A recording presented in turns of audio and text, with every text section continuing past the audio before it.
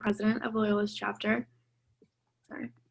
Omicron Delta Kappa is a national leadership honor society that works to recognize and develop leaders in the 5 phases of campus life, including scholarship, athletics, campus or community service, journalism and mass media, and the creative and performing arts. Collectively, our chapter represents different segments of leadership within Loyola's campus community. We are comprised of leaders who are committed to one of these 5 phases, and each of us choose to lead in different ways. ODK is here today in this program to promote dialogue and conversation around leadership. Together, we are here to explore the meaning of leadership.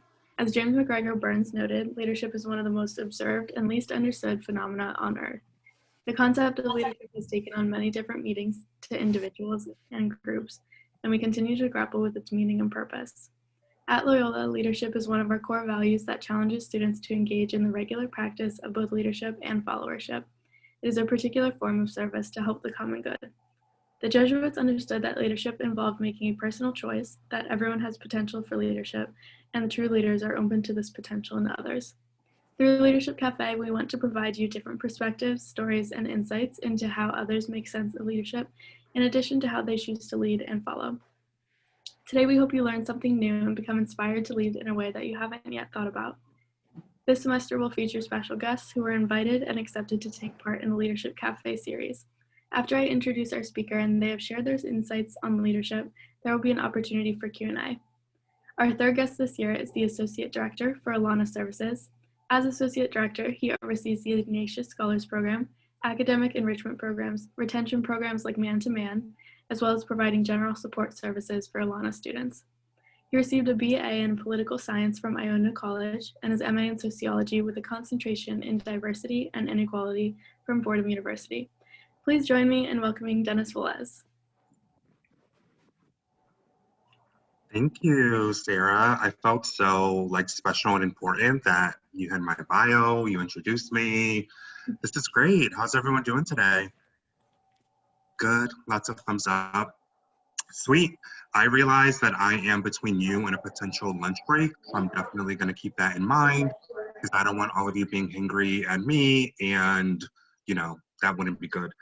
But yes, does anyone know, so I was going to introduce myself, but Sarah already did a great job of doing that. Can anyone tell me what ALANA Services is, what we do, what our acronym stands for, and maybe someone that did either work there or is involved with ALANA Services? So ALANA Services stands for African, Latino, Asian, Native American, and it is an organization within Loyola that promotes diversity, equity, and inclusion in order to make the campus feel like a sense of home for students of color who have not experienced a PWI before. I am a product of ALANA. I was in MAP. I served on a lot of boards on ALANA. I was a MAP mentee and a mentor to 2 students, 2 first years last year. So I have always been a part of the ALANA family and continue to be. Sweet, thank you. That was perfect, and I didn't even pay him to say all of that. So thanks, Christian, I appreciate it. But yes, the other thing I will say is that I am coming up on my 1-year anniversary at Loyola. I literally started last year on November 3rd, and I feel like I've spent more time away from campus than actually on because of COVID and because of when I came in. When I started, students were ready to take midterms and go home for Thanksgiving break, so they were not trying to get to know me that much. But I'm looking forward to hopefully a return to campus in the spring so that I can get acclimated and actually learn all of the names of the buildings because I'm not even there yet. But I'm excited to be here and to talk with all of you. I wanted to start by just kind of giving you some information about my journey to where I got here, especially getting involved in leadership during my college years, because that definitely has shaped, how I view leadership and the direction that my life has gone in. So like Sarah mentioned, I went to Iona. It's a small Catholic Christian Brothers school in New Rochelle, New York. So just outside of New York City, probably 15 or 20 minutes. So I understand the experience of attending a school that's private and religiously affiliated and driven by mission and values. And for me, it was the first time that I ever attended a religious and private school. Like growing up, I had always gone to just public school. So seeing nuns and priests and crosses in every classroom was definitely like such a new experience. And the fact that there weren't any bells and that the professors just dismissed us, I was like, what's going on? So it definitely was certainly a unique experience. And for me going into it, I knew that I was going to major in political science. I was going to become a lawyer. I was going to be the next Elle Woods, and I was going to make a lot of money and brag about how successful I was. Obviously, that didn't work because I'm not an attorney and I'm not the next Elle Woods, though I do appreciate having some pink in my wardrobe. So going into college, my focus was definitely on getting good grades. I'd always been an overachiever in the classroom, and I wanted to get Dean's List as many times as I could, because when I was in college, if you made the Dean's List, they would mail a cute little blue certificate to your house each semester that you made the Dean's List. So I wanted to get as many of those blue certificates as possible. So I worked really, really hard, and I knew that I was like, I'm gonna get a 4.0, make the Dean's List, study, study, study. Getting involved, pursuing leadership opportunities, like that was the furthest thing from my mind, because for me, it was all about the academics. And going into it, you know, I knew it was going to be hard. My teachers in high school like really scared me, like the professors are going to be tough on you. They're not going to tolerate your excuses. No one's going to tell you to get out of bed, like blah, blah, blah, all that scary stuff. And obviously because I'm a punk, like that really scared me. So I was like, crap, I need to be on my A game. These professors are no joke. And obviously I learned that some professors were like that, but the majority were completely understanding. And some of them like missed class on their own with no excuse. So what I didn't expect to be so challenging and difficult about college was that it was going to be such a culture shock for me. So I am from Bridgeport, Connecticut, and it is a urban city in Connecticut. And so growing up, everyone really looked like me. Everyone was either Puerto Rican like me or they were Black. And that's what my experience was always like. We did have occasionally a few Asian students or a few white students, but they were like very rare. So going into college for the first time, I realized what it was like to be at a PWI and to not be a white person at that institution. For example, my freshman year, I lived in a 5-person suite, and I was the only person of color in the suite, and really just one of the only few people of color on the entire floor. And then in classes, it was similar, right? There was a lot of times when I was the only person of color in a class, or there were just a few of us. So it definitely was a culture shock, and it took me a while to adjust. And these were students that like actually celebrated St. Patrick's Day, which I didn't know was a thing that people did going into college. Or my roommate played the bagpipes, which I had never heard of in my life. And like to this day, like bagpipes are like my least favorite sound ever. So I apologize if anyone in here plays the bagpipes or is a bagpipe enthusiast.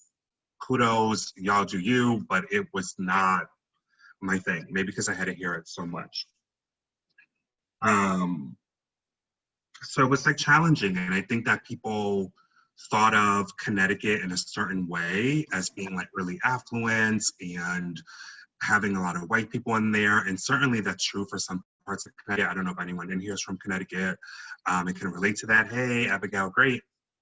But that was not my Connecticut. It was not the Gilmore Girls have dinner in Hartford with my wealthy grandparents. Like that was not my experience at all.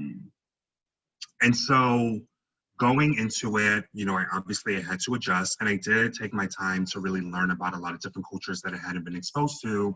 But what I viewed as a lack of diversity, both in the classroom and in my residence hall, also stemmed to what I saw in terms of leadership on campus and students that were in those leadership positions. So people like, you know, the SGA president was a white male. We had what we call the Gale Activities Board, which is similar to the Campus Activities Board, and that was headed by a white female. And a lot of the RAs that I would see on campus were also white. And I'll get back to the RA experience. So for me, even though I knew I wasn't going to try to get into a leadership position right away because I had to get that 4.0 and be on the dean's list, and that was my goal, it dawned on me that as I'm going through college and seeing the prominent student leaders, none of them looked like me. None of them could relate to my experiences growing up. None of them could relate to my identities that I hold near and dear to my heart. And so I wasn't sure that there was a leadership position for me, and I wasn't sure that leadership was going to be a viable route that I can take as an undergraduate student.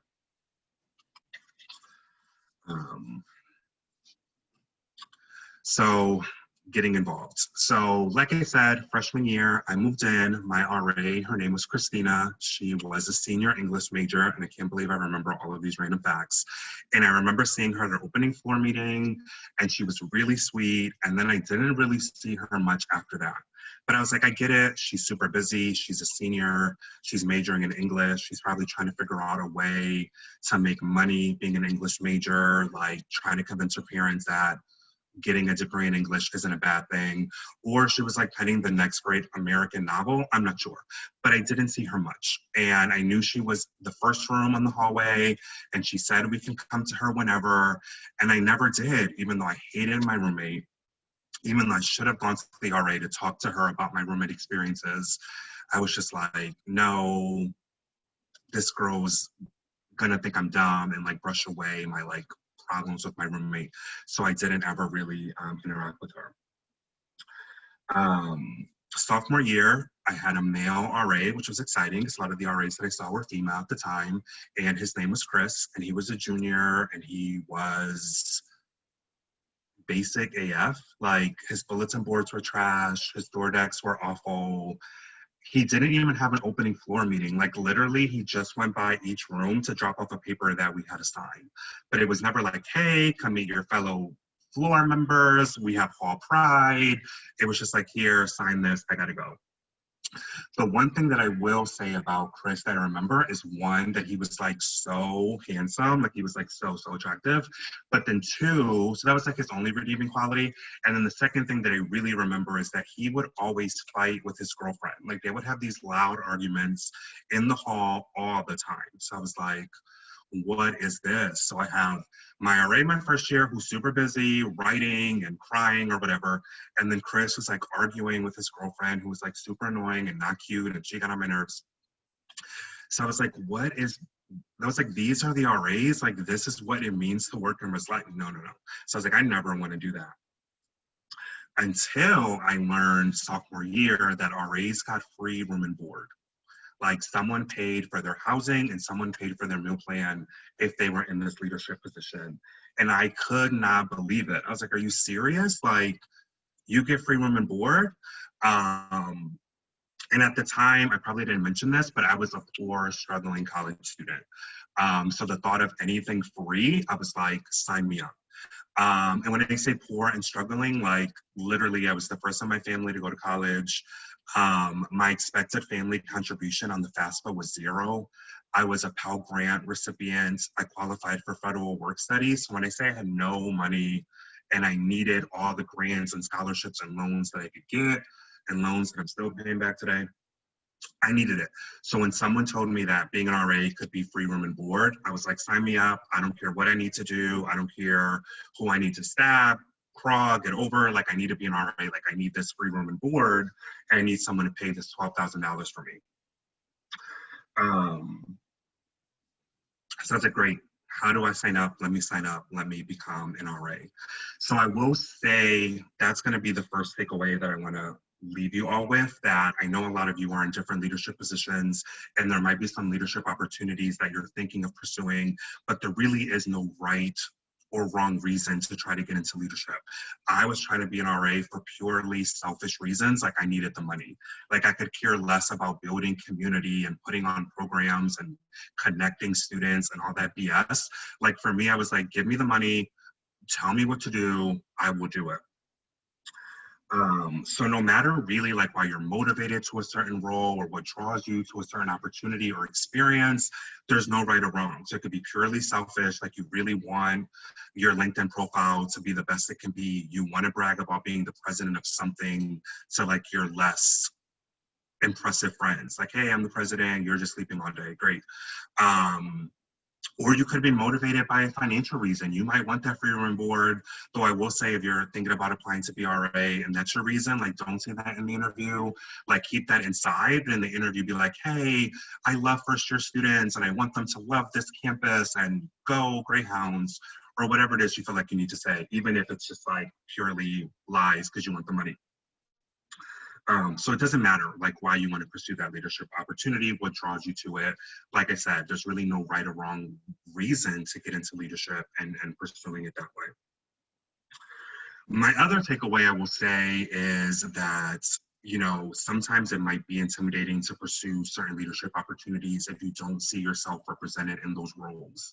I didn't know the word for it back then, but as a student, I definitely was experiencing imposter syndrome. Like, I didn't feel like I had what it took to be a successful RA because I didn't see a lot of Puerto Rican RAs. I didn't see a lot of male RAs. I didn't see a lot of openly gay RAs. And so I was initially like hesitant, but then I was like, you know what? I do need the money. I'm going to pursue it. So even if you don't see people that look like you or identify as you do in some of the leadership roles or opportunities that you want to take advantage of, that really shouldn't be a barrier or stop you from trying to pursue that, because you could be the first person and inspire the next generation of students that are looking at the people in the leadership roles and they see someone that might look like them. And now that I'm on the other end of like hiring RAs and recommending students for leadership positions, I'll let you in on a little secret. Like, we all want to diversify our teams and our leadership groups. So you being the first of something, or you thinking you might not be right for this, like, look, we are trying to ensure that we're as representative as possible when we're putting together our teams and our staffs and these leadership opportunities. So don't let that stop you. And I'm not saying that we're like hiring diversity for diversity's sake, but I'm saying that we are intentional when we reach out to students to pursue leadership opportunities. So that should never be, like I said, something that makes you hesitate. And then lastly, I will say, or my third takeaway from my RA experience is that just go for it. My supervisor, so before starting at Loyola, I was working at LaSalle University in Philly. So I don't know if I have any like Philly or Pennsylvania peeps in the house. You probably are from Jersey, which is what I've learned about Loyola. Is my supervisor used to annoy me because she would always say like, nothing beats a failure but a try. And it took me like after the 100th time that she said that to me to realize like what she was saying. And basically what she meant was like, just go for it. Like, it doesn't, what's the worst that can happen? You don't win that SGA election. You don't get selected to be an evergreen. You don't get hired as an RA. And I get it. It sucks. Like, rejection is never pleasurable. And I've certainly have faced my share of rejection, but ultimately you can say, you know what, I did it, I went out for it, I tried it, it didn't work, but at least you're not living with that doubt, like, oh, or that regret, like, I really should have gone for it, I really should have done it. So no matter what, obviously, if it interests you, if you have some sort of passion, if you want to do it, just go for it. We can always go through the what ifs and the hesitations and the doubts, but like, ultimately, nothing beats a failure but a try. Like, really just go for it. You never know what could happen. The other thing that I will say is to just be open to growing and seeing where the leadership opportunity will take you, because you just never know how your life might change or how your future career path might change as a result of a leadership opportunity. So like I said, I knew, and I could have bet you $1 million I was going to go to law school, right? I had my heart set on it. Iona offered me a free practice LSAT as a junior, which I was like, sweet, great. I can get a taste of this. You know, I'm already planning on acing it in the fall. Like, let's just do it. Let's just see it. I took the LSAT and it was terrible. Like, the experience of taking the LSAT was terrible. I've never taken a test where literally every answer could be correct and you have to pick the most correct answer out of a multiple choice. I was like, what? I was like, if this is the kind of thinking I'm going to need to be the next Elle Woods, like, forget it. I'm not cut out for law school. I can't. I can't think of this. So hopefully there's no one here pursuing law school or thinking about taking the LSAT. I'm not here to discourage you. I'm just here to say like my experience with it was trash, but yours I'm sure will be wonderful and you'll get into Harvard Law and be very successful. And please remember me when you do. So that was my junior year. I'm already paying a lot of money. I'm already in like student loan debt, like over my head. I can't switch my major. I need to graduate in a year. So it's like, what am I gonna do now that law school is not it and I'm a junior and I can drop out? So I remember one day I was eating lunch in the student union, which is like not a shocker, eating is a habit. So I'm constantly eating or thinking about food. And two staff members from our Office of Student Activities who knew me, because by this point, being an RA had opened a lot of other doors. I was involved in numerous clubs and organizations. So the student activities people, the student engagement people were my people. I was always in their office for free candy or just to sit on their couch or to cry or whatever it was.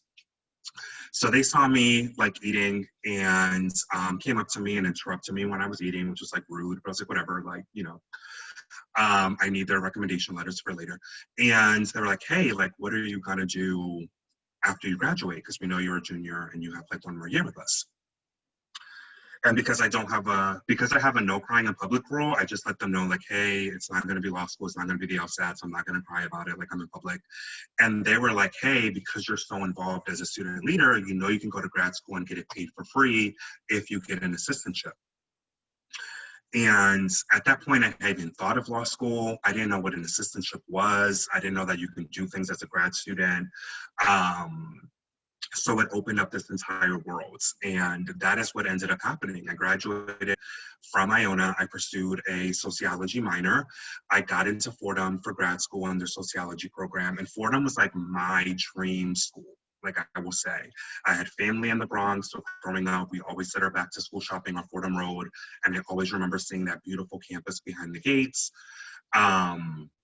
So when I got in, it was like the happiest day of my life, and I was a graduate hall director, so I was supervising RAs and doing all of that, and they paid for my program, they gave me a meal plan, they paid for housing, so to be able to live in Lincoln Center in the heart of New York City for free in my apartment on the 20th floor, like you couldn't tell me anything. Before it was a thing, I was bad and bougie at that point. Like I felt like I was living my absolute best life. And the fact that I didn't have any loans to pay back for grad school, and the fact that I got to work with RAs and share the experiences of what I had gone through as an RA to help them grow and develop, like that was so crucial. So I say this to say, like, you just never know, you know, when I stopped into the Res Life office as a junior, because back then, and this is how old I am, you actually had to come and pick up a paper letter that said like whether you got an RA or not. It was like no emails or no technology.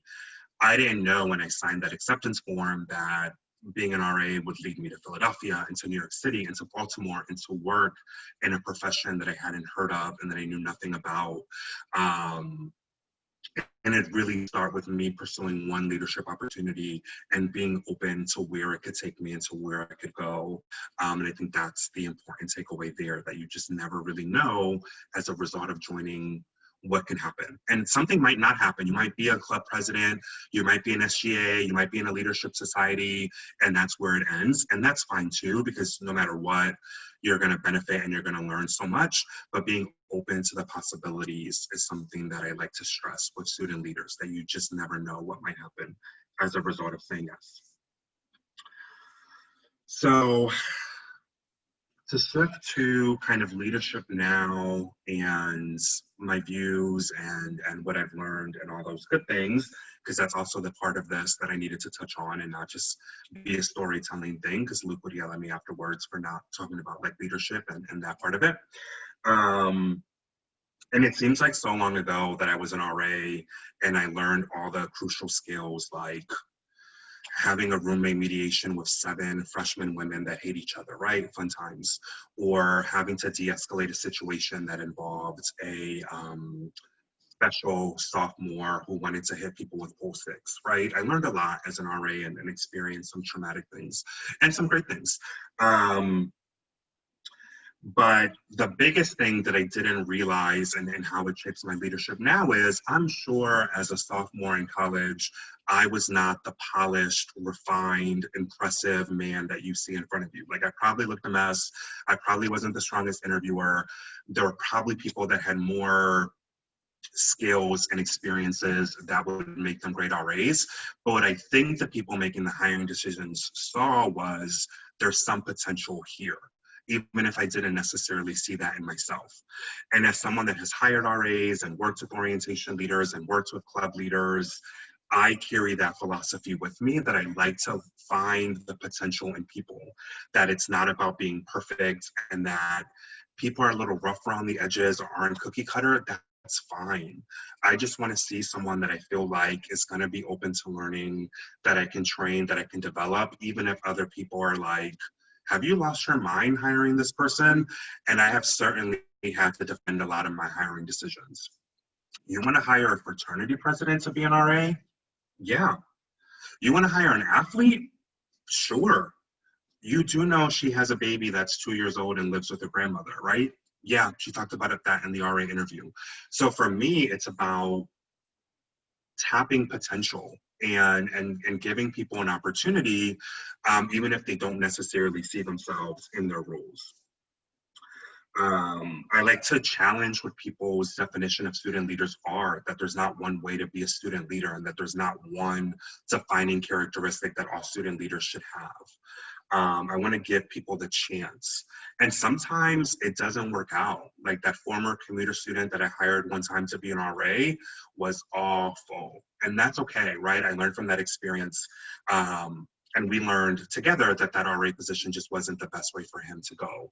And that's fine too. I'm not saying that everyone I hire is great or is successful, but as a leader, and someone that now gives people leadership opportunities, it's so important for me to tap those underrepresented, those more marginalized students, and just give them a chance to see what might happen as a result. And so even though I don't hire RAs anymore, so my journey in student life is over and it was great, but it was time to go. I still bring that same philosophy and approach when working with ALANA club organizations or just working with student leaders kind of in general.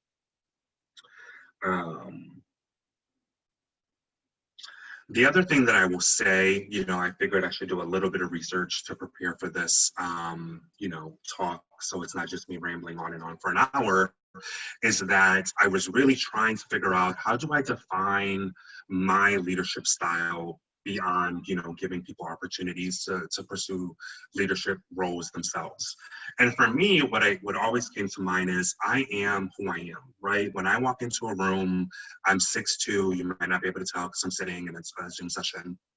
I'm 6'2", I'm Puerto Rican, I'm gay, this is who I am, and I can't change that, right? That's who I am, what I bring with me to every space. And so in that way, I like to think of myself as being authentic because I'm always who I am no matter what. And there is a style of leadership called authentic leadership, right? Which I learned from Googling and, doing research for this. And my biggest takeaways was that for authentic leadership, we have 4 distinct components or characteristics, right? So 1, being self-aware, like knowing your strengths, knowing your areas of growth, knowing who you are, and like, I know who I am. I know what I'm good at. I know what I'm not good at. People know not to give me money or numbers because I'm not a math person. But people know to be like, hey, talk to students and make them laugh and distract them from their problems for 30 minutes. I'm like, sweet, sign me up, like I'm there. So I know what I'm good at and what I still need to get better at. The other thing, the other distinct component is what we call relational transparency, and that's being honest and straightforward with others. And again, I'm honest. My friends sometimes tell me I'm too blunt. I might have hurt people's feelings in the past, but I'm going to tell you what I think, what you might not want to hear as a student leader, but it's coming from a good place because I want everyone to be the best version of themselves possible. And I try to do it in a way that's not like hurtful or it won't, be offensive in some ways. Other thing is what they call balanced processing, which it sounds like fancy and complicated of a component, but really it's about taking other perspectives and other POVs into mind before making a decision. And that's like so crucial, right? I never want to speak for students or speak for my staff. So what I think is a great idea that students are gonna like, students are sometimes like, nah, that's not it, try again. And so for me, it's super important to always get students' feedback and their different perspectives before making any sort of decision. And then lastly, having an internalized moral perspective, which again is a fancy way of saying like, I have values, I have a moral compass, like I'm a decent person, I know right from wrong, I know what not to do, what I should do, you know, all those sorts of things. So all of that coupled together creates this authentic leadership model or perspective. And that's how I would define kind of who I am as a leader and what I really try to embody. And it's been a lot of like trial and error and figuring out different things. But for me, like this is kind of where I am in kind of my leadership journey. And it's important to know that it is a journey, that I'm constantly learning, that I don't have all of the answers and that things might change. But I'm open to learning and what, you know, what changes might come. So again, to give you a recap, I was poor and struggling in college. I got involved with leadership. It really changed the trajectory of my life and my career. I'm so grateful that I did not talk myself out of pursuing, at the time, just an RA position, because it really has shaped the person that I am today. And all of the skills they tell you that you can transfer with you no matter what your leadership position, it is so true. Like now I'm good at program planning, I can de-escalate a conflict, I can pretend to be nice to people that I don't like all of those important skills, like I still use today. So it's so great that a lot of you are already in leadership positions, that you are inspiring others to be leaders. And I am thankful that you're doing this great work, even remotely, because leadership is so important. And it's a huge part of your experience as students at Loyola. So I have rambled on and on and on. And I know I'm supposed to leave some time for Q&A. So if people have questions for me, please, like, I like to tell students nothing is off limit, nothing offends me. When you work in res life and you've seen everything at 2, 3, 4, 5 o'clock in the morning, like nothing scares me anymore. I've seen it all. So don't worry about like censoring your questions or anything like that. Awesome. Yeah, so as Dennis said, we can open it up for Q&A now. So if you have any questions, feel free to unmute yourself and ask.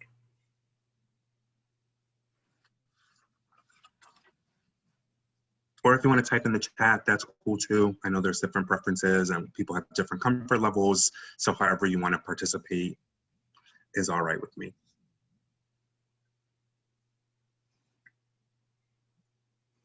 I'll start us off with a question. How do you stay motivated, especially now during, you know, coronavirus, to engage in your daily work and life with others? It's hard. I'll start by saying that it's hard. I live by myself, which sounds kind of sad, but I chose to live by myself. So I don't have like a roommate or people around, and I live in an apartment building and I don't know my neighbors. So for me, you know, I try to just take it one day at a time. I realize that I'm not going to be great every day and that there are going to be things that I just don't get to, and that's fine. Like I really can't beat myself up for it, because like in a pandemic, we really can only do the best that we can do. And I think it's been especially difficult when you couple the pandemic with what we're seeing with police brutality, Black Lives Matter, the election, confirmations of the Supreme Court. Like there's just been a lot that have made this pandemic even more challenging.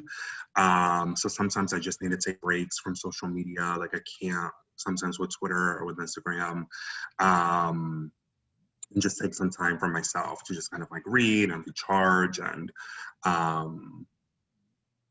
I just try to do my best, and I try to still engage students virtually, even though I know students are over Zoom and that Zoom fatigue is real because I experience it all the time. So I totally get it.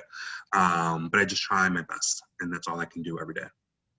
Awesome. Yeah, I appreciate you saying the Zoom fatigue thing because I feel like a lot of our professors like don't acknowledge that.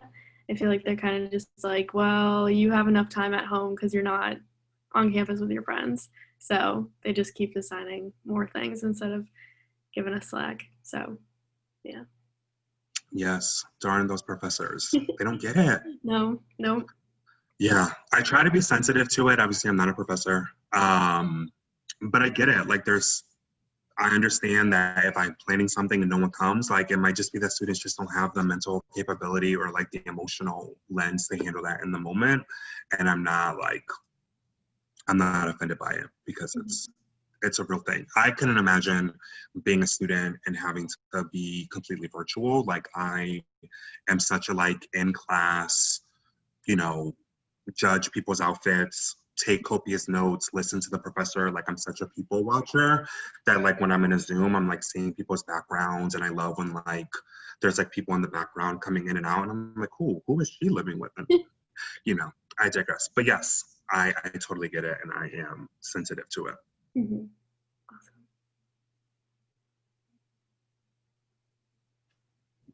Awesome. How do you personally combat Zoom fatigue?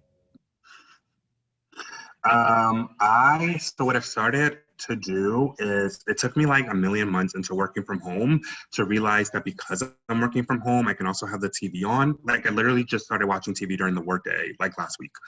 And it's only because I realized that Up TV, which is like I've learned that it's like a religious channel, but they play Gilmore Girls from like 3 p.m. to 7 p.m. and I love Gilmore Girls. So starting at 3 every day, I will have Gilmore Girls on my TV. And then I've also learned to just kind of walk around, so like leave my computer, turn off Zoom, and move where I work. So sometimes I'm like, I don't need my computer at the moment.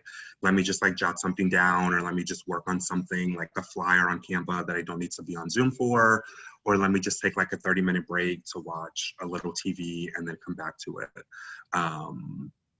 But I try not to have my camera on when I don't need to. I'll try to be cognizant. So I supervise Julie, who's our assistant director. And Julie isn't someone that loves Zoom. So for our one-on-ones, like we just talk on the phone. So it's like not another meeting that she feels like has to be on Zoom. So I try to realize, and sometimes with students, I give them the option like, hey, do you want to meet via Zoom session? Or I can give you a call from my office line and we can chat that way. So that way you're not like on Zoom for a million hours a day for our meeting. I have a question. Yeah. You said that when you went to college, it was a bit of like a culture shock. Mm-hmm. So how did you, being like a person of color, how did you navigate? Did you find other, or like try to find other people of color, or did you try to like fit in kind of? I don't Yeah. know how you like navigated through that. Yeah, that's a good question. You know, when I went to college, we didn't have an ALANA Services office. So there wasn't an office dedicated to helping students of color at a PWI. And what I learned was that a lot of the friends that I made in college that were like Black or Latino, Latinx, they didn't really want to get to know the non-minority students. Like they really just kind of stuck to themselves. But I didn't want to pursue that. I didn't want to do that same thing. So I literally just started learning by asking questions. So like, you're the first, you know, Italian person that I know. Like, tell me about like your family or your cultures or your traditions, or like, you know, you're Irish and St. Patrick's Day is really important. Like, tell me more about that because I have no idea. Like, I just thought people wore green for fun, but there's like a whole like saint and everything associated with it, right? So I really just try to like immerse myself and learn as much as I could by asking a lot of questions. And so I'm sure people thought I was annoying because I probably would have been annoyed with myself, but that was the only way for me to like start to feel more comfortable, is getting to know people. And it works the other way too. Like for a lot of people, I was the first Puerto Rican person they've ever met. Like they had no idea what they meant. They thought everyone like Hispanic was like Mexican or something like that. And so it was my way of like helping them also learn. But I found my tribe. You know, we had like an ALAS type organization. So I definitely made sure I joined that and made sure like that, you know, stayed crucial to my identity and my involvement. But I also like branched out and tried to meet people where they were and get to know them as well. I have a question. Yeah. So through some of your rejections, how did you overcome and like become stronger from them? Because like no one likes to be rejected, but like how did you like come back stronger? Yeah, that's a good question. I've learned to accept that rejection is a part of life. Like it's not fun, it's not enjoyable. Like um, it sucks. Like you know that you're so great for that role or that opportunity, and then when it doesn't happen, it's like, what's wrong with people? Um, so instead of like crying all day and punching a hole in the wall, which it's not healthy, like that's how you mess up your wrists and your knuckles. It's not cute. I've really learned from every rejection to reflect, like, okay, what could I have done better? And I ask for feedback. And I think a lot of times students don't want to get that feedback because they don't want to hear necessarily bad news. But I remember when I used to hire RAs, I would always put in that letter, you know, if you want to talk more about the experience, you know, what you could have done better, what you could have learned from this, please set up a meeting with me to talk.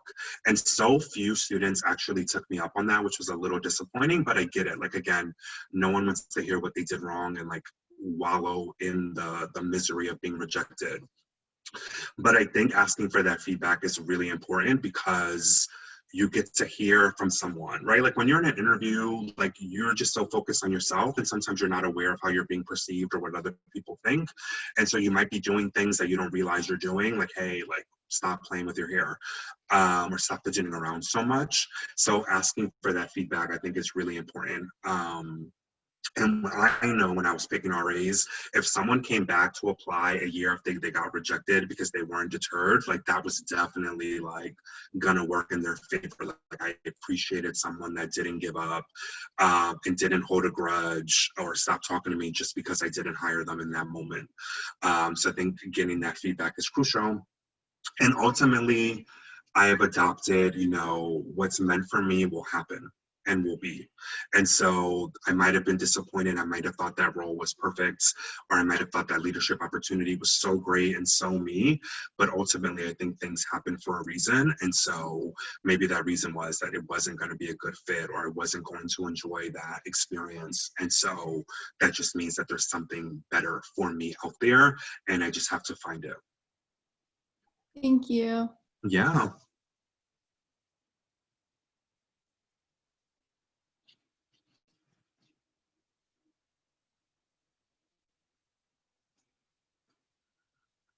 Any other questions? Don't be shy. There's no such thing as a stupid question, which I'm sure you've probably all heard a million times and are over it. But I really do mean there's no such thing as a stupid question. So I have a question. So why did you choose to work at Loyola? that's a good question. So prior to Loyola, I had been at LaSalle for 6 years, and I knew I was like, there's nothing else for me there. Like I've gone as far as I could go. And so I had like an extensive, like year-long job search that brought me to a lot of cool places. You know, I was interviewing for things in DC and in New York and in Connecticut, in Boston. And so I was like, all right, I need to find something soon because these are expensive trips and like I need to figure out my life. So I remember the Loyola opportunity came towards like the end of like a really long interview search, and I was like kind of over it. And at that point I was like, you know what, I'm just gonna be stuck at LaSalle forever. Like nothing's gonna work out for me. I'm so dramatic.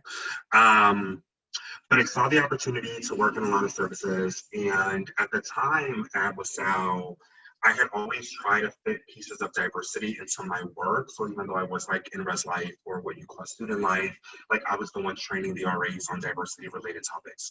I was the one involved in committees around equity and inclusion, you know, at the university level. So I always try to find bits and pieces of diversity to fuse into my work because it wasn't in my job description. And so I was like, you know what? I want to do this full time. Like I don't want to squeeze diversity here and there. Like I want to do it 24/7, 365. So I saw the opportunity at Loyola and I was like, this sounds great. I don't know anything about Baltimore. I vaguely remember Jesuit tenants from my time at Fordham. Like, I can swing this. Let's go. Let's do it. So I remember doing the phone interview, and it was a really hard phone interview, by the way. And I was like, I bombed it. Like, this is it. This great opportunity. I just bombed it on this phone interview. And the person phone interviewing me was really nice. I'm like, yeah, you know, we'll get back to you in a week or two, but thank you so much. I was like, great. Like, that's the kiss of death. Like, they're not going to do it. Literally the next morning, they called me to invite me to campus. Like, we want you to come to campus for this opportunity. And I was like, yes, sure. Sign me up. I'm there.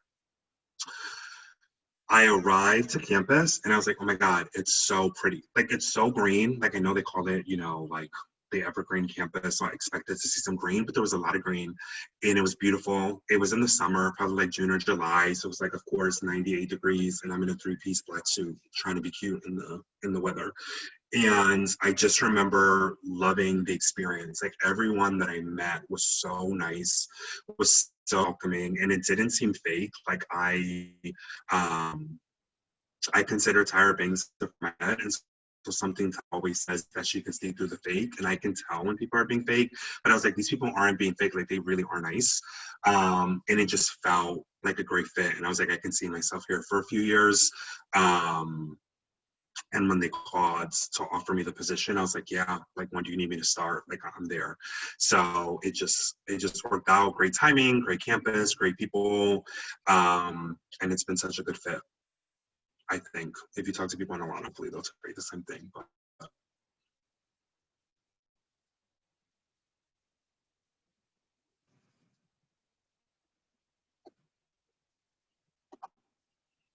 any other questions?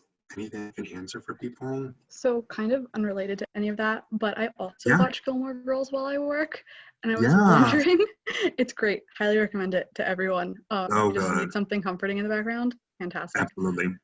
Have any other background recommendations for just like working? Well, it's been Gilmore Girls, and mostly because, like, again, it's on the same channel 4 hours, so I don't have to get up to change the TV. I think for me, what I listen to, and everyone gives me crap, like, I love listening to like instrumental things on Spotify, because if it's anything with lyrics, I'm going to start like channeling my inner Beyonce or my inner Cardi and like rap and sing along, and it's not cute. So I like to listen to just kind of like jazz and instrumental and things like that, which people are like, that's so annoying, how can you work through it? But like, for me, it's so important to just have that in the background. Or sometimes I'll just watch like old episodes of things that I'm not really paying attention to, like you know, if it's like Real Housewife Marathon, just kind of on in the background, or like a Keeping Up with the Kardashians. I don't watch it like when it comes on, but like if it's just kind of in the background and they're being like annoying and fighting over like who's richer, I'm like, all right, fine, like that's, I can work and like listen to that because it's not distracting me in any way. But yeah, I'm not good at giving recommendations. Like, I don't watch anything new on Netflix. I'm like rewatching things. And I'm like, I'm wasting this membership because I'm not watching any of the original content. But yeah, good question though. Thank you.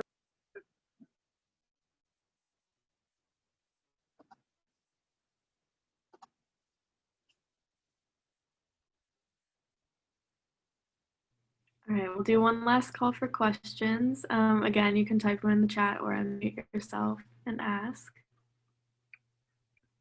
How do you deal with like the emotional labor, I guess, of talking about diversity a lot and like how it intersects with your identities? Like, how do you deal with that becoming, I guess, repetitive and draining at times? Yeah, that's a really great question. It can be draining. It certainly can be exhausting.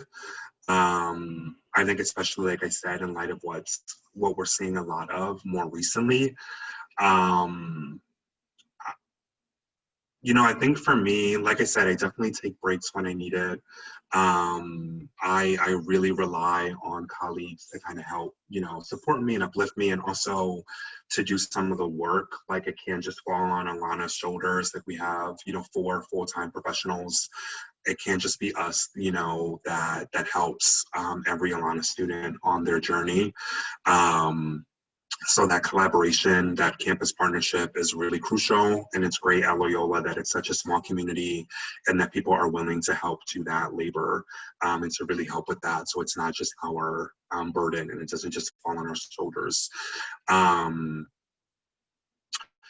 You know, I think the other thing is that we try not to just dwell on the negative. I think we try to find ways to really uplift and positively showcase our students and help them kind of navigate what they're going through. So sometimes it's nice for me to not have to dwell on my personal feelings, because it really is, what's more important is that student that I'm working with and what, you know, they might be going through.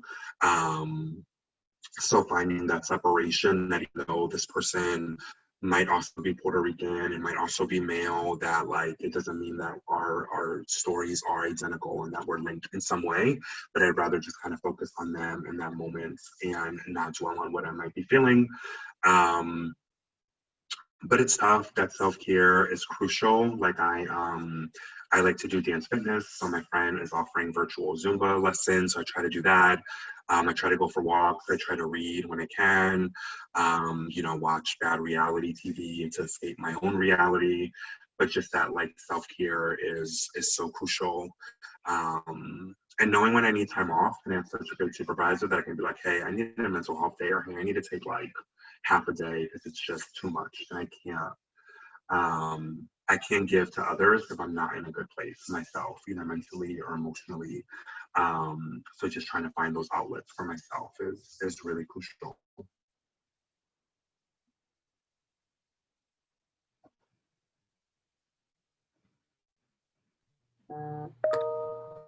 Awesome. Sorry about that. So if there aren't any more questions, I'm about to send a survey in the chat, and this is how like we'll get attendance. So for example, if you're here for ODK, this is how you'll get your point. So I'm gonna send that now. Take like 2 minutes. So that should be pretty easy. But yeah, so there aren't any more questions. Thank you, Dennis, so much for coming. It was really great listening to you and hearing about your experiences. And yeah, thank you everyone else for coming as well. Yeah, I was gonna say I'll put my email in the chat if people ever want to like email me about anything or talk or keep the conversation going. Like, you can talk to me about anything. It doesn't have to be leadership related, but if that's what you want to talk about, that's cool too. But just know I'm here for all of you. So if you ever need anything, please reach out. And this was great. Thank you all for being here and listening. And even if you hated it, like politely nodding and smiling along, like I definitely appreciate all of that. And best of luck with the semester and everything you all have going on. Awesome. Thank you. Have a great day, everybody. Thank you. Thank you. Thank you.